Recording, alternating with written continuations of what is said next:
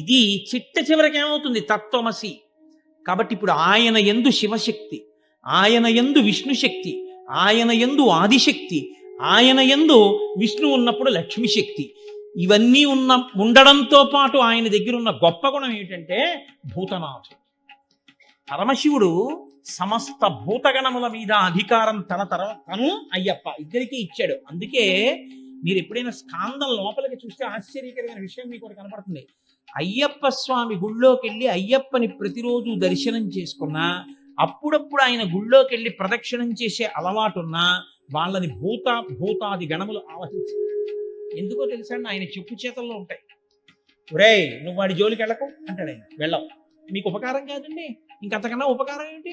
వాళ్ళు వచ్చి మీ మీద పడిపోయారు అనుకోండి, ఎన్నుంటే మాత్రం ఉపయోగం ఏముంది? వాళ్ళు మీద పడిపోకుండా ఆయన కాపాడతారు. శివుడి తర్వాత శివుడెంతగా భూతగణముల మీద అధికారం ఉన్నవాడు ఆయన. శివుడిలా ధర్మమునందు అనురక్తి ఉన్నవాడు, శివుడిలా గురువులంటే ప్రీతి ఉన్నవాడు, శివుడిలా జ్ఞానమిచ్చి మోక్షం ఇవ్వగలిగిన వాడు, విష్ణువులా పూర్ణుడు, విష్ణువులా పుష్కలుడు, విష్ణువులా ఏది కావాలంటే అది ఇవ్వగలిగిన వాడు, అమ్మవారిలా శక్తి స్వరూపుడు, అమ్మవారిలా నిరంతరము ఎటువంటి కదలికలైనా కదలించగలిగినటువంటి వాడు, ఎంత శక్తినైనా ఇవ్వగలిగిన వాడు, ఇన్ని కదలికలను ఆపి లయం చేసి మోక్షం ఇవ్వగలిగిన వాడు, ఇన్ని చెయ్యగలిగిన వాడు. కాబట్టి తనలో తాను రమిస్తూ పైకంటితో కాకుండా యోగ దృష్టితో చూస్తుంటాడు. ఎవడు లోపల ఎంత చిత్తశుద్ధితో చేస్తున్నాడు, పైకి ఎంత డాంబికంగా ఉన్నాడు. నేను మీకు ఒక యథార్థం చెప్తున్నాను ఇవాళ. ఒక్కొక్కసారి ఏ దీక్ష లేకుండా అయ్యప్ప స్వామి గుడికి వెళ్ళినటువంటి కొంతమందికి అసలు జీవితంలో అయ్యప్ప దీక్ష తీసుకొని వాళ్ళు కొంతమంది ఆ గుడికి వెడితే 50 సార్లు దీక్ష తీసుకున్న వాళ్ళకన్నా కూడా అద్భుతమైన రీతిలో అయ్యప్పని సేవించుకునే అదృష్టాన్ని ఆయన ఇచ్చిన సందర్భాలు ఎన్నో ఉన్నాయి. దేని వల్ల ఇస్తాడో తెలుసా అండి? వీడికి నా దీక్ష పట్టాడని ఇవ్వడం కాదు, వీడికి ధర్మమునందు అనురక్తి ఉంది, వీడికి వేదమునందు అనురక్తి ఉంది, వీడికి నా రూపమునందు అనురక్తి ఉంది, ఈశ్వరుడి యందు అనురక్తి ఉంది. అది ఆయనకి చాలు. నీవు విష్ణు భక్తుడవైనా అయ్యప్ప భక్తుడవే, శివభక్తుడవైనా అయ్యప్ప భక్తుడవే, శాక్తేయుడవైనా అయ్యప్ప భక్తుడవే. నువ్వు ఏ రూపాన్ని భక్తితో కొలిచి వేదాన్ని నమ్మి జీవించినా నువ్వు అయ్యప్పని చేరుకోగలవు. అది ఆయన గొప్పతనం. శివకేశవుల యొక్క అభేదమైనటువంటి రూపం, అంతటి గొప్ప స్వరూపం, సమస్త దేవతా సమాహారము. అటువంటి మహాపురుషుణ్ణి సేవించడానికి జీవితంలో గురువు గారితో అనుబంధం ఏర్పడి ఆయన మెడలో మాల వేసి శ్రీరామ రక్ష కట్టి చిట్ట చివరమండి ఇరుముడి కట్టే పర్యంతం 41 రోజులు నువ్వు నాతో కలిసి ఉండవచ్చు. గురువుగారిచ్చిన మహదవకాశం. దీన్ని వాడుకుని గురువుగారితో కలిసి ఉండి జీవితాన్ని అభ్యున్నతి పదంలో నడిపించుకున్నవాడెవరో వాడు ధన్యుడు, వాడు దీక్షితుడు, వాడు సమస్తమును పొందినవాడు. అది ఒక్కసారికే లభించింది.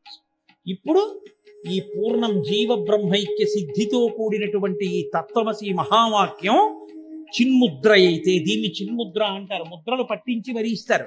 అసలు ముద్ర పట్టించి ఇవ్వాలి, ఒక్కొక్క ముద్రకి వ్యాఖ్యానం చెప్పిస్తారు మా దీక్ష. అప్పుడు సప్తరజస్తమో గుణములకు సాక్షి ఆయన, అలాగే భూత భవిష్యత్ వర్తమాన కాలములకు సాక్షి, అలాగే ఆయన జాగ్రత్త స్వప్న సుషుప్తులకు సాక్షి. ఇలా ఈ మూడిటికి సాక్షిగా ఉండి పూర్ణమై తుది మొదలు లేని ఆత్మగా మిగిలిపోగలిగినటువంటి శక్తి మీ అంత మీకొచ్చేది కాదు, మిమ్మల్ని అనుగ్రహించి ఆయన ఇచ్చి మిమ్మల్ని ఆయనగా మార్చి ఆయనలో కలుపుకునేటటువంటి స్థితి. ఇక్కడ నుంచి అక్కడ వరకు ఇవ్వగలిగిన వాడు ఆర్యం కాకపోతే ఎవరార్యం? కాబట్టి మాకు గౌరవనీయుడు, మాకు పూజనీయుడు, మా పెద్ద ఆయన. మీకు లోకంలో ఎక్కడైనా శివుడు అంటే శివుడు, విష్ణు అంటే విష్ణువు, శక్తి అంటే శక్తి, లక్ష్మి అంటే లక్ష్మి. లక్ష్మి ఎవరో తెలియనటువంటి రూపం ఒక్క అయ్యప్ప.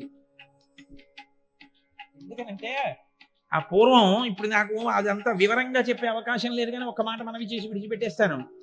ఒకానొకప్పుడు అయ్యప్ప స్వామి ఇలా కూర్చుని తనంత తాను స్వయంభూగా వెలిశారు. విజయనగర సామ్రాజ్యం ఎంత చెక్కినా ఇలాగే వచ్చింది విగ్రహం. భయపడి రాజుకి వెళ్ళి చెప్పాడు. అప్పుడు ఆ మహానుభావుడు రామరాయల వారు పరిపాలిస్తున్న కాలం. రాజుకి చెప్పాడు శిల్పి, ఇలా ఉన్నారు స్వామి. అదేమిటా అయ్యప్ప ఇలా ఎప్పుడు ఉండరు, ఇలా ఉన్నారేమిటి అని అడిగారు. అడిగితే ఏదో రకరకాల కారణాలు చెప్పారు. ఒక రోజున అయ్యప్ప స్వామి రాజుగారి కల్లోకి వచ్చాడు. అసలు నేను ఇలా ఎందుకు పట్టుకుని ఉంటానో కారణం చెప్పేవాడు ఓ రోజున వస్తాడు గుళ్ళోకి. ఆయన వచ్చిన రోజున నేను ముక్కు మీద వేలు తీసేస్తాను. సరే, రాజుగారు ఎదురు చూస్తున్నారు. ఒక రోజున అప్పయ్య దీక్షితుల వారు వచ్చారు. మహానుభావుడైన కారణజన్ముడు. ఆయన్ని, నేను ఒక పండితుడు, ఆయన విష్ణు భక్తుడు, ఆయన్ని తీసుకుని రాజుగారు గుళ్ళోకి వెళ్ళారు. ముందు విష్ణు భక్తుడిని అడిగారు, ఎందుకు ఇలా ఉన్నారు అయ్యప్ప అని అడిగారు.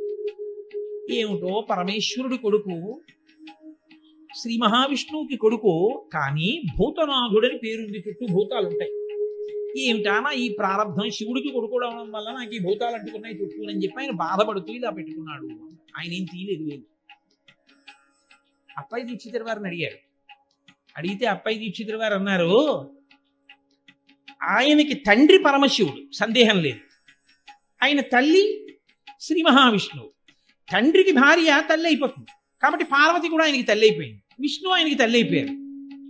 తల్లికి తల్లి భార్య ఉండడం, ఇప్పుడు ఆడదానికి ఆడది భార్య ఉండదు కదా లోకంలో.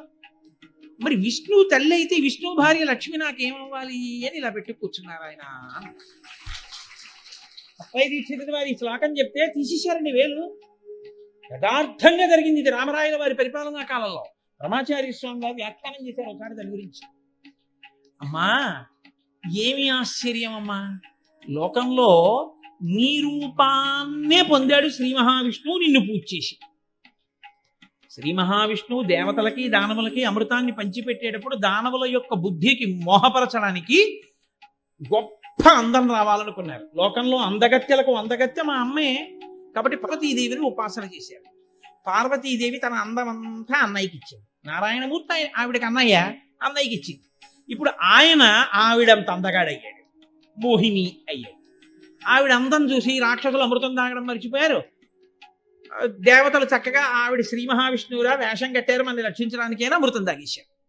అక్కడ వరకు కథ బానే ఉంది. గొడవంతా ఎక్కడొచ్చిందో తెలుసా అండి? పరమశివుడికి ఈ వార్త తెలిసింది. ఆయన అన్నాడు, మా బావమరిదికి అచ్చు మా ఆవిడ వేషమే వచ్చింది. మా ఆవిడే అందగత్తి అనుకున్నాను. మరి నారాయణ నారాయణి, నారాయణ నారాయణికి అన్నగారు, నారాయణి పరమశివుడి భార్య పార్వతీదేవి. మా బావమరిది శ్రీ మహావిష్ణువు అచ్చు మా ఆవిడ అయ్యట్ట.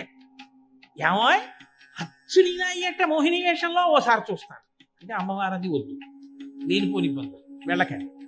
కాదు, పెడతాను. సరే అయితే పద. వెళ్ళారు ఇద్దరు. వైకుంఠానికి వెళ్ళిన తర్వాత